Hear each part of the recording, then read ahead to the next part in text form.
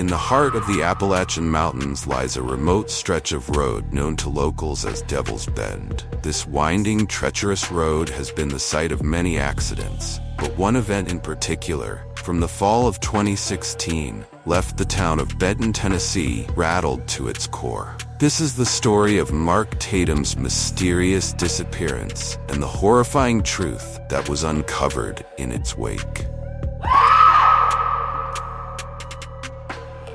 It was a cold October evening when Mark Tatum, a 32-year-old mechanic, left a friend's house and began his drive home along Devil's Bend. Mark was a cautious driver and knew the area well, having grown up nearby. But on that night, something went wrong. He never made it home. The next morning, Mark's wife, Emma, reported him missing. Police searched the length of the road, but they couldn't find any sign of his truck or Mark himself. There were no skid marks and no evidence of a crash. It was as if he had vanished into thin air.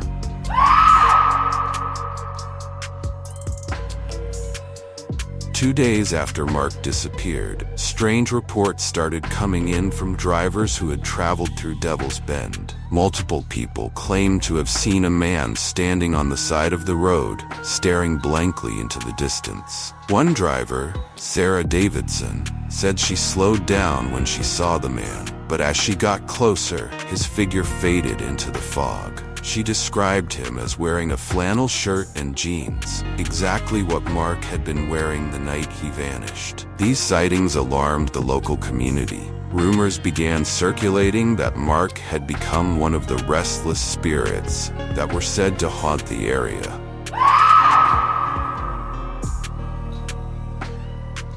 Just when the hope of finding Mark alive was fading, a breakthrough occurred.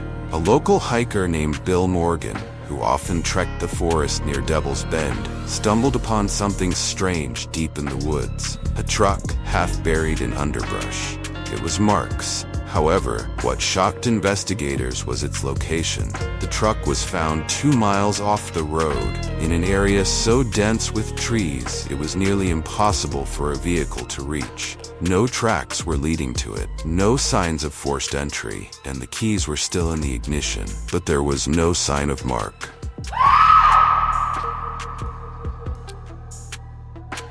A few days after the truck was found, police retrieved a chilling piece of evidence: Mark's phone. Hidden deep within the glove compartment, the phone still had some battery left, and inside it was a voice memo, recorded just minutes before Mark's disappearance. In the recording, Mark's voice was shaky. He spoke about seeing strange lights in the sky and feeling disoriented. "Something's not right," he said. "I keep seeing the same stretch of road, like I'm stuck in a loop. There's someone following me."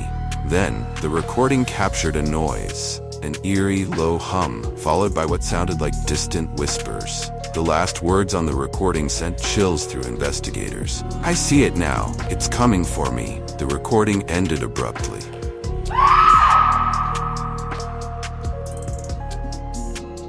On Halloween night, a local paranormal investigator, Jim Hudson, decided to visit Devil's Bend to try and communicate with whatever haunted the area. Equipped with thermal cameras and EVP recorders, Jim spent hours combing the road, hoping to capture something. Around midnight, he stopped at the exact spot where Mark's truck had vanished. As he stood in the cold night, his EVP recorder began to pick up faint whispers, too soft to make out. Then, something unbelievable happened. Through the mist, a figure appeared in the distance. Jim, frozen in fear, watched as the figure came closer. It was Mark. His face was pale, his eyes wide, but before Jim could call out to him, the figure faded into the darkness, just like in the sightings reported earlier. Jim's footage, later analyzed, revealed something even more disturbing. In the moments leading up to Mark's apparition, a faint outline of another figure could be seen just behind him,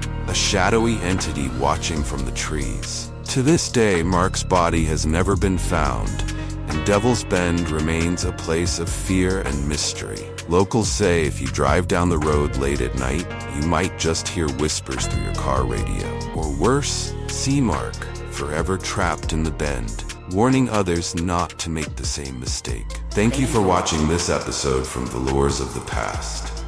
If you enjoyed this journey into mystery and intrigue, don't forget to like, share, and subscribe to our channel. Make sure to turn on the notification bell so you'll be the first to know when our next tale from the past goes live.